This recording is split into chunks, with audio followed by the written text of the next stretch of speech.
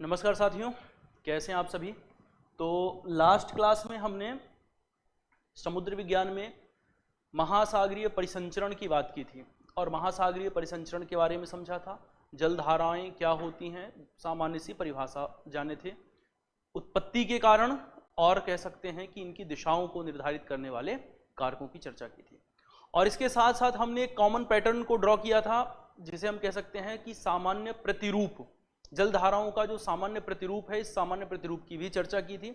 और सामान्य प्रतिरूप को बनाने के क्रम में हमने देखा था कि विषुवत रेखा के समीप विषुवत रेखीय जलधारा की उत्पत्ति महासागर के पश्चिम से पूर्व की ओर होती है। तो महासागरीय बेसिन में पश्चिम से पूर्व की ओर विषुवत रेखीय जलधारा की उत्पत्ति होती है।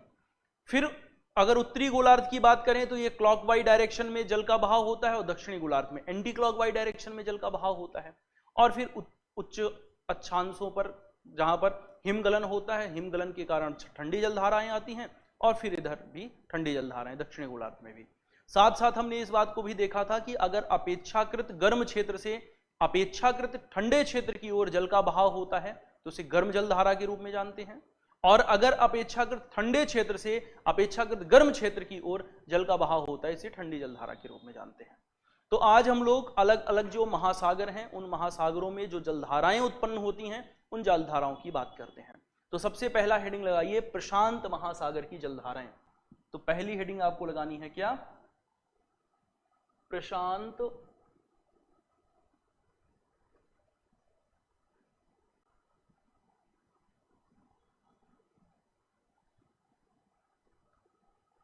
महासागर की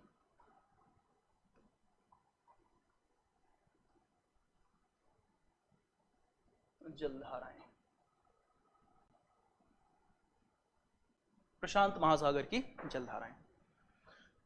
तो अब प्रशांत महासागर में जो इंपॉर्टेंट जलधाराएं हैं उन जलधाराओं की बात करेंगे। तो साथ साथ मेरे बनाइएगा, गर्म और ठंडी जलधाराएं दोनों की भी बातें की जाएंगी, क्योंकि यहां से प्रीलिम्स का प्रश्न बनता है, इसलिए हमारे लिए इंपॉर्टेंट हो जाता है।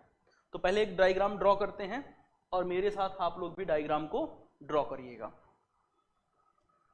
तो सबसे पहले हम लोग प्रशांत महासागर को बना रहे हैं।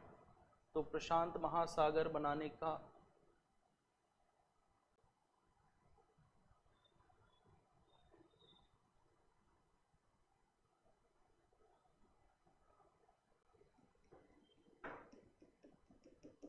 ठीक है, इधर हम कह सकते हैं कि अलास्का वाला रीजन है, नॉर्थ अमेरिकन क्षेत्र है, कैलिफोर्निया का क्षेत्र है, ये हो गया आपका साउथ अमेरिका का क्षेत्र। ठीक है, चलिए कुछ इस तरह से हमने एक आउटलाइन बना लिया है अपने समझने के लिए प्रशांत महासागर का। तो प्रशांत महासागर की जलधाराओं की बात करते हैं। तो सबसे पहले तो प्रशांत महासागर की जो गर्म जलधाराएं हैं, तो रेड पेन से मैं जो दिखा रहा हूं, रेड पेन से दिखा रहे हैं गर्म जलधाराओं को। तो रेड पेन है किसके लिए, गर्म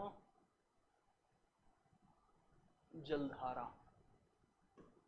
ऐसे आप भी बना लीजिएगा किसी डिफरेंट पेन का यूज करके, ताकि आसानी से समझा जा सके।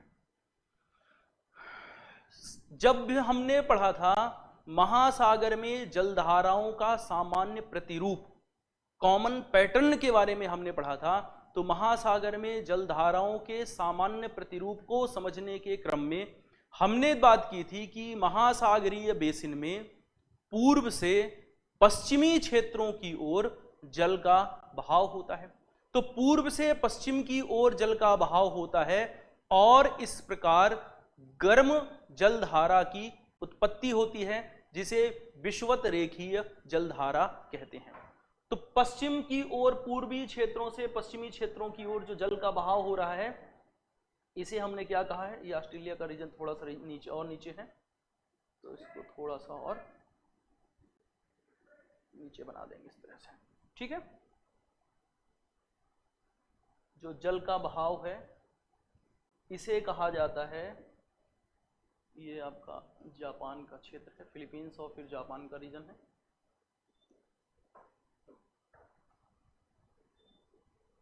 तो ये जो सबसे पहली जलधारा है, इस जलधारा का क्या नाम है? तो हम कह सकते हैं कि ये है विषुवत रेखीय जलधारा। उत्तरी गोलार्ध में है तो उत्तरी विषुवत रेखीय जलधारा, और दक्षिणी गोलार्ध में है तो दक्षिणी विषुवत रेखीय जलधारा। तो दोनों के नाम एक साथ ही हम लोग लिखते चलते हैं। तो जो एक नंबर है ये है क्या? ये है विषुवत रेखीय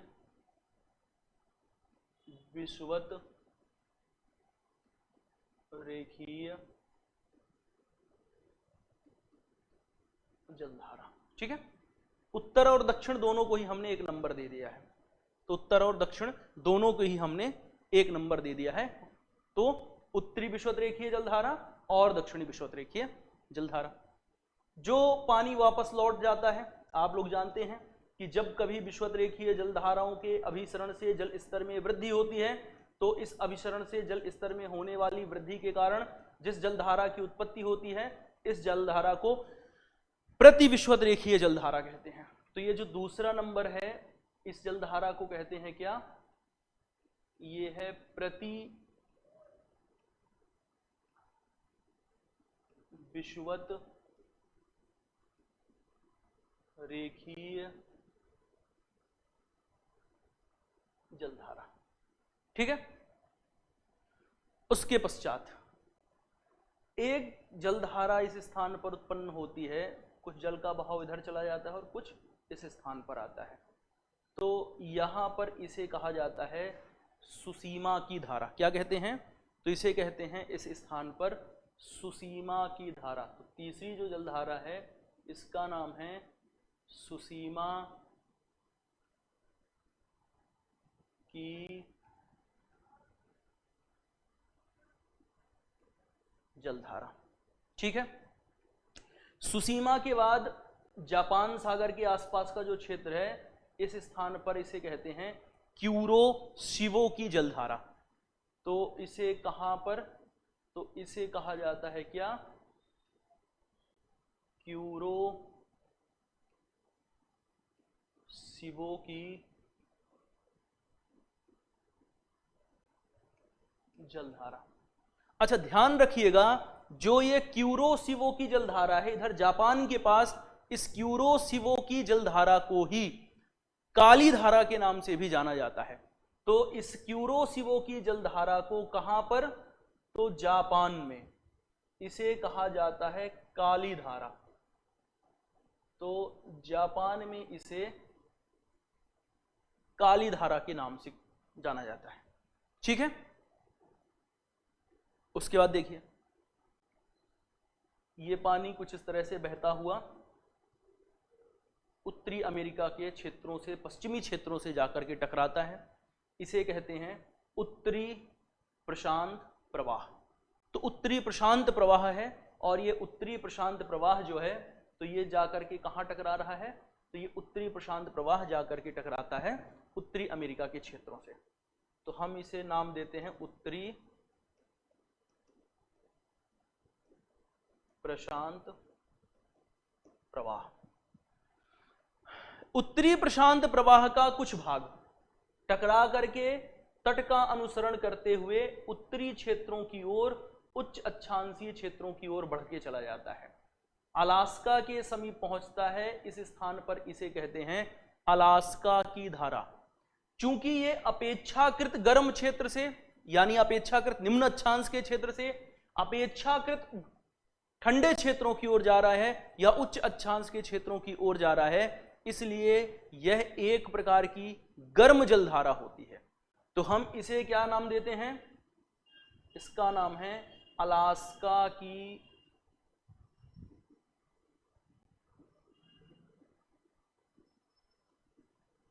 धारा। ठीक, इस प्रकार से प्रशांत महासागर के उत्तरी क्षेत्रों में, यानी मैं कह सकता हूं उत्तरी प्रशांत महासागर के क्षेत्रों में जो गर्म जलधाराएं हैं, इन गर्म जलधाराओं को हमने ड्रॉ कर लिया। और कौन कौन सी हैं? तो उत्तरी विषुवत रेखीय जलधारा, प्रति विषुवत रेखीय जलधारा, सुसीमा की जलधारा। सुसीमा के बाद कौन सी है? क्यूरोशिवो की जलधारा। इस क्यूरोशिवो की जलधारा को ही जापान में काली धारा भी कहते हैं। उत्तरी प्रशांत प्रवाह, उत्तरी प्रशांत प्रवाह के बाद हो गई आपकी अलास्का की जलधारा। तो उत्तरी प्रशांत प्रवाह और अलास्का की जलधारा। दक्षिणी प्रशांत महासागर की अगर बात की जाए तो जो जल इधर से घूम करके ऑस्ट्रेलिया के पूर्वी क्षेत्रों से घूमकर आगे बढ़ता है, इसे कहा जाता है क्या? 7 नंबर दे देते हैं। इसे कहते हैं पूर्वी ऑस्ट्रेलियन जलधारा। तो इसका नाम मैं यहां लिख देता हूं, 7 नंबर क्या है? इसका नाम है पूर्वी ऑस्ट्रेलियन जलधारा। पूर्वी ऑस्ट्रेलियन जलधारा। इस जलधारा को न्यू साउथ वेल्स की धारा भी कहते हैं। तो इसी का नाम है क्या? आपको अगर पढ़ने को मिले, न्यू साउथ वेल्स की धारा।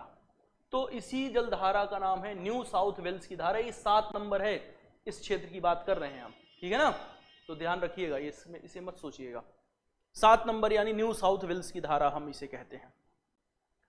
तो ये हैं कुछ गर्म जलधाराएं जो प्रशांत महासागर में उत्पन्न होती हैं। प्रशांत महासागर की कुछ गर्म जलधाराएं हैं। अब हम बात करते हैं प्रशांत महासागर की जो ठंडी जलधाराएं हैं, और इस ठंडी जलधारा को मैं काले पेन से दिखा रहा हूं। तो अब बात करेंगे हम ठंडी जलधारा की, ठीक है? तो देखिए, हिमगलन हो रहा है उच्च अक्षांशों में, एक जलधारा आती है, इसे कहते हैं क्यूराइल की जलधारा। क्यूराइल की जलधारा। आगे ओखोटस्क सागर में पहुंचने के बाद इसे ही कहा जाता है क्या? ओखोटस्क की धारा। ओखोटस्क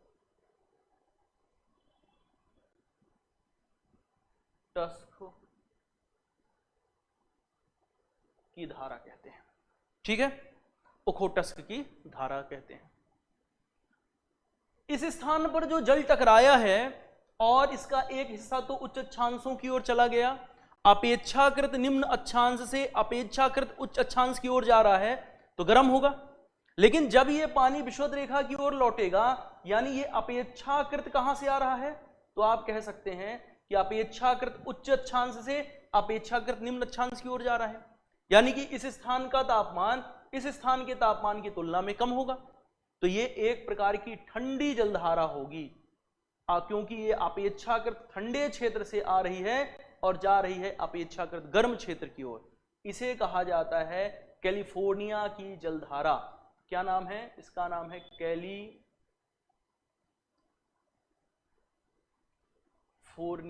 की जलधारा, ठीक। अब दक्षिण की ओर चलते हैं। तो ये है दक्षिणी प्रशांत प्रवाह, और दक्षिणी प्रशांत प्रवाह आता है इस स्थान पर टकरा करके पेरू के तट के समीप। इसे कहते हैं हम्बोल्ट जलधारा अथवा पेरूवियन जलधारा। तो इस स्थान पर इसे क्या कहते हैं? हम कहते हैं हम्बोल्ट जलधारा, अथवा इसी का नाम है पेरू की धारा। तो पेरू की जलधारा अथवा हम्बोल्ट जलधारा एक प्रकार की ठंडी जलधारा है। आगे मैपिंग में देखेंगे, इसीलिए यहां पर अटाकामा का मरुस्थल विकसित है। लेकिन कभी कभी विपरीत मौसमी दशाओं के कारण इस स्थान पर एक गर्म जलधारा की उत्पत्ति हो जाती है। इसे कहा जाता है क्या? एल नीनो जलधारा। तो जब कभी यहां पर विपरीत परिस्थितियों में गर्म जलधारा एक उत्पन्न हो जाती है, तब इस जलधारा का नाम होता है क्या? El Nino. एल नीनो जलधारा। तो ध्यान रहे, दक्षिणी प्रशांत महासागर में उत्पन्न होने वाली एक प्रकार की गर्म जलधारा है एल नीनो जलधारा, ठीक है। चलिए, तो ये हैं प्रशांत महासागर की महत्वपूर्ण जलधाराएं, और प्रशांत महासागर की जो इंपॉर्टेंट जलधाराएं थी, उन इंपॉर्टेंट जलधाराओं की हमने बात कर ली। इस डायग्राम को अच्छे से बना लीजिएगा। जो जलधाराएं हैं उन जलधाराओं के नाम याद रखिएगा। एग्जाम के पॉइंट ऑफ व्यू से कुछ जलधाराएं जैसे हम्बोल्ट जलधारा हो गई, जैसे कि आपका क्यूराइल जलधारा हो गई, ये बड़ी ही इंपॉर्टेंट है। क्यूरोसिवो हो गई, सुसीमा की धारा हो गई, बहुत ही इंपॉर्टेंट जलधाराएं हैं, इनके नाम जरूर याद रहे एग्जाम के लिए। ठीक है, चलिए अब आगे बढ़ते हैं और आगे अब बात करते हैं हम लोग अटलांटिक महासागर की जलधाराएं। तो दूसरी हेडिंग लगाइएगा, क्या दूसरा हेडिंग लगाइए, अटलांटिक महासागर की जलधाराएं।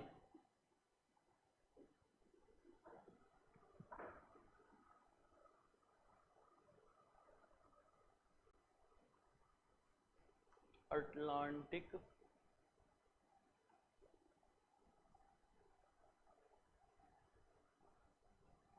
महासागर की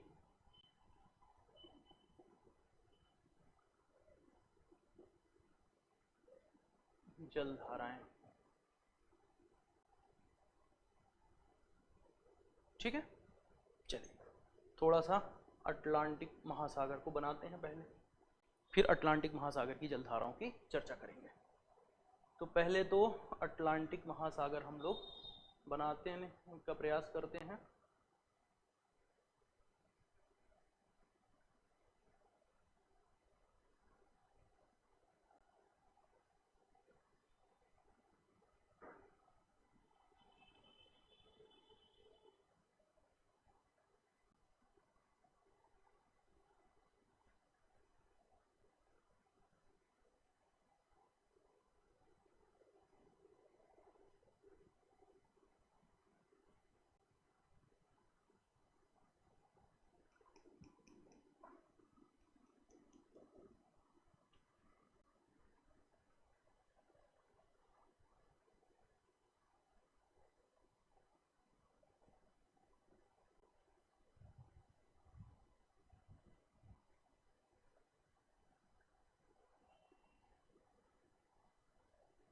कुछ इस तरह से है।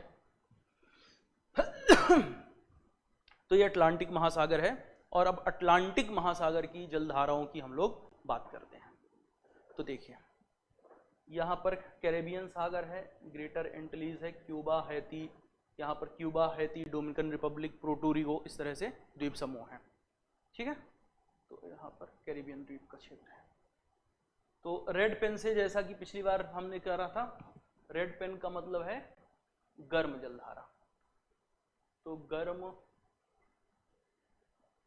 जलधारा बना रहे हैं। ठीक, सेम यहां पर भी जैसे कि क्या थी, उस स्थान पर हमने देखा था कि विषुवत रेखीय जलधारा और प्रति विषुवत रेखीय जलधारा। तो यहां पर भी हम लोग बना रहे हैं विषुवत रेखीय जलधारा और प्रति विषुवत रेखीय जलधारा।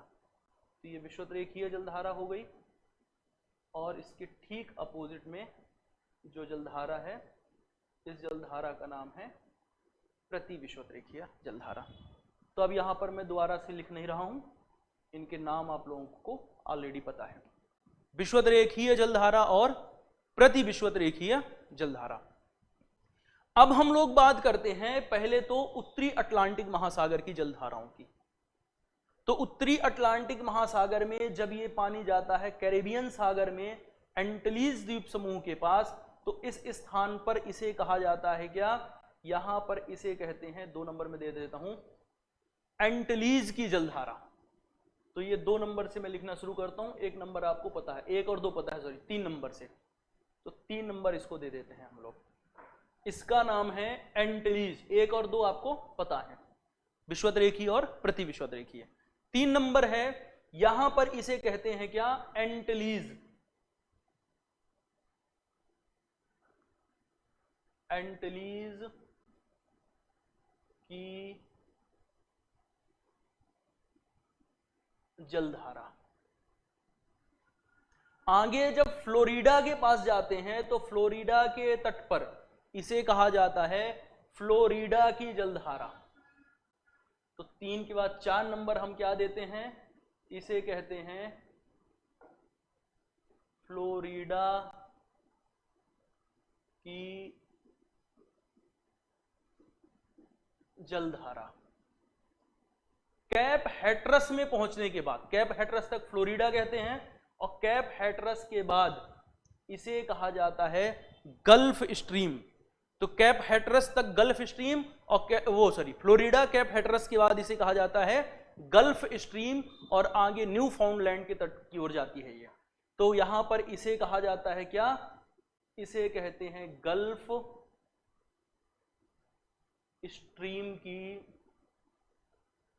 धारा। बहुत ही मोस्ट इंपॉर्टेंट है एग्जाम के लिए, गल्फ स्ट्रीम की धारा। फिर इसे कहते हैं उत्तरी अटलांटिक प्रवाह। तो ये उत्तरी अटलांटिक अपवाह या उत्तरी अटलांटिक प्रवाह है। इसका एक भाग चला जाता है इधर इस क्षेत्र में, यहां पर इसे क्या कहते हैं, तो ये नॉर्वेजियन जलधारा कहते हैं। तो ये उत्तरी अटलांटिक प्रवाह हो गया 6 नंबर, और 7 नंबर को हम कह रहे हैं क्या, नॉर्वे की जलधारा अथवा नॉर्वेजियन जलधारा। तो इसे कहा जाता है नॉर्वे की जलधारा। ठीक है, ये तो हो गई आपकी उत्तरी अटलांटिक महासागर की जलधाराएं। अब बात करते हैं दक्षिणी अटलांटिक महासागर की। तो दक्षिण में ब्राजील के तट के समीप जो जल आता है, इस स्थान पर इसे कहा जाता है क्या, ब्राजील की जलधारा। तो 8 नंबर जो है, इस 8 नंबर का नाम है ब्राजील की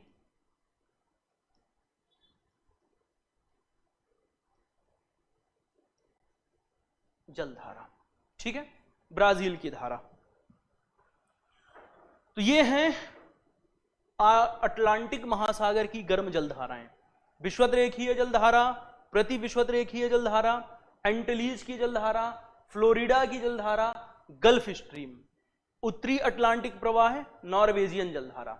उसके बाद ये है कौन सी, तो हम इसे कह रहे हैं ब्राजील की जलधारा। ठीक है, अब बात करते हैं जो ठंडी जलधाराएं हैं अटलांटिक महासागर की। तो हेडिंग लगाइए और हेडिंग लगा लीजिए क्या, ठंडी जलधाराएं। तो ब्लैक पेन से मैं ठंडी जलधारा को दिखा रहा हूं, ठंडी जलधारा। इस स्थान पर है लेब्राडोर सागर, और यहां पर है आपका क्या, तो ग्रीनलैंड। 2 जलधाराएं आती हैं, एक आती है लेब्राडोर की धारा। लेब्राडोर के पास हिमगलन से जो जल आता है इसे कहा जाता है क्या, तो इसे कहते हैं लेब्राडोर की जलधारा। तो ये 1 नंबर है, और इसे कहते हैं पूर्वी ग्रीनलैंड की धारा। तो 2 नंबर है। तो 1 नंबर जिसका नाम है, ये 1 नंबर है क्या, ये है लेब्राडोर की जलधारा। कैसी है, तो लेब्राडोर की जो जलधारा है ये एक प्रकार की ठंडी जलधारा है, और दूसरी है क्या, ये है पूर्वी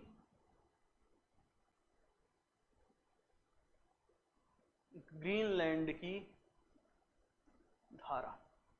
तो पूर्वी ग्रीनलैंड की धारा जो है ये भी एक प्रकार की ठंडी धारा है।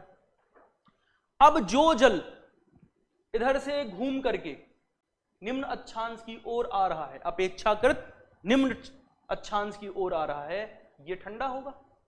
इसे कहा जाता है कनारी की धारा। क्या कहते हैं, तो इसे कहते हैं कनारी की धारा। ठीक है, चलिए अब ये है दक्षिणी अटलांटिक अपवाह, और ये टकरा करके पुनः चला जाएगा निम्न अक्षांश की ओर। इसे कहते हैं यहां पर वेंगुएला की जलधारा। तो 4 नंबर है क्या, मैं ही लिख देता हूं नाम, क्या नाम है इसका, वेंगुएला, वेंगुएला की जलधारा। ठीक है, चलिए आगे फॉकलैंड द्वीप समूह के पास हिमगलन होता है और यहां से ठंडा पानी आता है, इसे कहा जाता है फॉकलैंड, फॉकलैंड की धारा। तो ये हो गई आपकी जो अटलांटिक महासागर है, इस अटलांटिक महासागर की महत्वपूर्ण जलधाराएं। ठीक है, तो अटलांटिक महासागर की महत्वपूर्ण जलधाराएं हो गई। अटलांटिक महासागर में कौन कौन सी जलधारा हैं? तो अटलांटिक महासागर की जलधाराओं की अगर बात करें तो विषुवत-रेखीय जलधारा, आगे जाकर के हम इसे कह रहे हैं क्या, तो यहां पर हम इसका नाम रख रहे हैं एंटेलीज की जलधारा, फिर फ्लोरिडा की धारा, फिर गल्फ स्ट्रीम, फिर उत्तरी अटलांटिक प्रवाह, और आगे जाकर के नॉर्वेजियन की जलधारा, नॉर्वे जलधारा, और इधर है कनारी की जलधारा। इस स्थान पर है ठंडा जल आता है लेब्राडोर जलधारा, और एक है क्या, पूर्वी ग्रीनलैंड की धारा। इस स्थान पर ये गर्म जलधारा के रूप में है कौन सी, तो ब्राजील की धारा, आगे दक्षिणी अटलांटिक प्रवाह, और ये ठंडा पानी वो आपस से जब आने लगता है इसे कहते हैं वेनेजुएला की जलधारा। इधर फॉकलैंड द्वीप समूह में ठंडा पानी आता है तो इसे फॉकलैंड की धारा कहते हैं। ये सब ठंडी जलधाराएं हैं। अब अगर इस स्थान की बात करें तो 20 डिग्री से 40 डिग्री नॉर्थ अक्षांश की अगर मैं बात करूं तो 20 से लेकर के 40 डिग्री नॉर्थ, कहां की बात हो रही है, 20 से 40 डिग्री नॉर्थ, और कहां पर, तो लगभग 35 से लेकर के 75 डिग्री वेस्ट की अगर हम बात करें, अक्षांश की बात करें, तो इस स्थान पर क्या हो रहा है, विषुवत-रेखीय जलधारा, लेब्राडोर जलधारा, विषुवत-रेखीय जलधारा, विषुवत-रेखीय जलधारा के बाद कौन सी जलधारा, तो गल्फ स्ट्रीम, उत्तरी अटलांटिक प्रवाह, ये सब मिलकर के इस स्थान पर जल बैठना शुरू होता है और एक शांत जल के क्षेत्र का विकास होता है, शांत जलीय क्षेत्र का विकास होता है, जिसके चारों ओर सरगैसम नामक घास पाई जाती है। इसे कहा जाता है सरगैसो सागर। इसे क्या कहते हैं, इसे कहा जाता है सरगैसो सागर। ये सरगैसो सागर 20 डिग्री से लेकर के 40 डिग्री उत्तरी अक्षांश और 35 डिग्री से लेकर 75 डिग्री पश्चिमी देशांतर के मध्य स्थित एक शांत जल का क्षेत्र है, जहां पर सरगैसम घास की उपस्थिति के कारण सरगैसम घास तैरती रहती है। इसका नाम पुर्तगालियों ने सरगैसो सागर कर दिया। तो इसका नाम क्या है, सरगैसो सागर, शांत जलीय क्षेत्र है एक प्रकार का। ठीक है, तो ये हो गया आपका अटलांटिक महासागर और अटलांटिक महासागर की धाराएं। अब हेडिंग लगाइए आप लोग, हिंद महासागर की जलधाराएं। अब हिंद महासागर की जो जलधाराएं हैं उसकी बात करते हैं। तो ध्यान रहे, हिंद महासागर में अगर हम उत्तरी हिंद महासागर की बात करें, पहले बना लेते हैं डायग्राम थोड़ा सा, जल्दी से बना लीजिए। हिंद महासागर की हेडिंग लगा लीजिएगा। हेडिंग क्या है,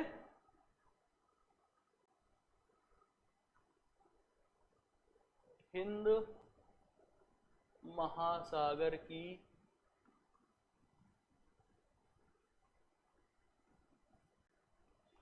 जलधाराएं। ठीक है, चलिए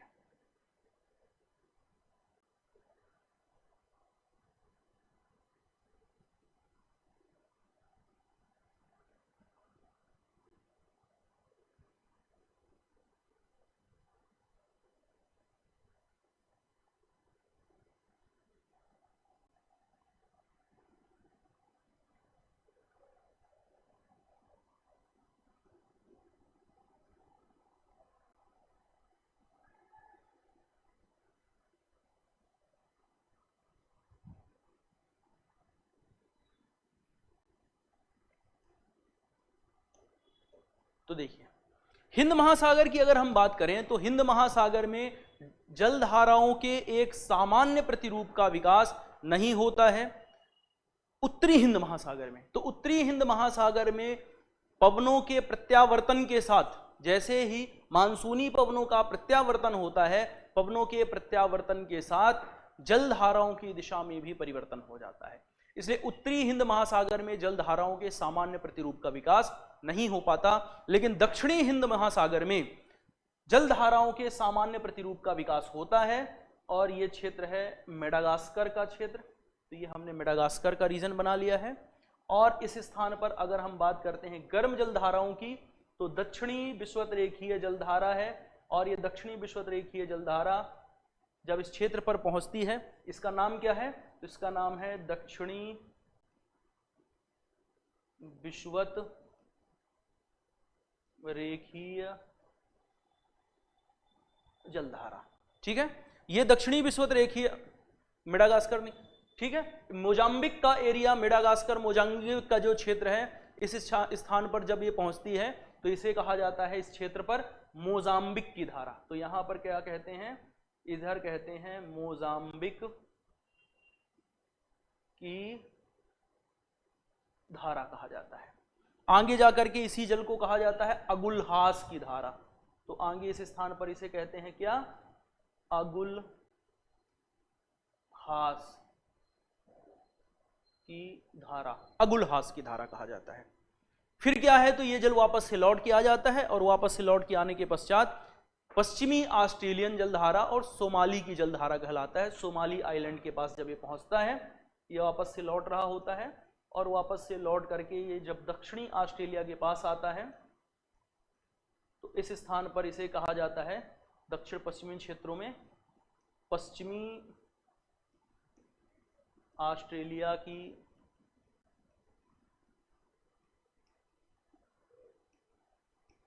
धारा, और इधर सोमाली द्वीप के समीप इसे कहते हैं क्या, सोमाली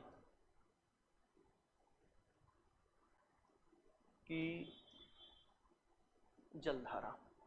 ये इंपॉर्टेंट बहुत है एग्जाम के पॉइंट ऑफ व्यू से। इसका नाम ब्लैक से नहीं करता क्योंकि आप कंफ्यूज ना हो जाएं। इसका नाम एग्जाम के लिए बहुत ज्यादा ध्यान रखना है, अगुलहास की धारा पूछता रहता है बार बार एग्जाम में यूपी के, तो ध्यान रखिएगा। हिंद महासागर की एक गर्म जलधारा है। अब अगर बात करें ग्रीष्म ऋतु के समय, तो ग्रीष्म ऋतु के समय जल का अपवाह विषुवत रेखीय जलधारा, इसका कुछ अपवाह इस प्रकार से होता है। ये ग्रीष्म ऋतु के समय का पैटर्न है। ग्रीष्म ऋतु के समय जो उत्तरी विषुवत रेखीय जलधारा है स्थल खंडों की ओर जा रही होती है, फिर वापस से घूम करके आ जाती है।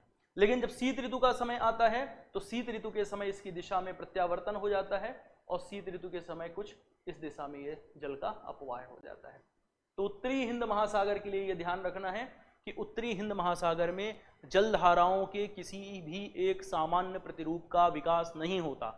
उत्तरी हिंद महासागर में जलधाराओं का कॉमन पैटर्न नहीं बनता, बल्कि उत्तरी हिंद महासागर में ऋतुवत प्रत्यावर्तन होता रहता है पवनों की दिशा में परिवर्तन के साथ।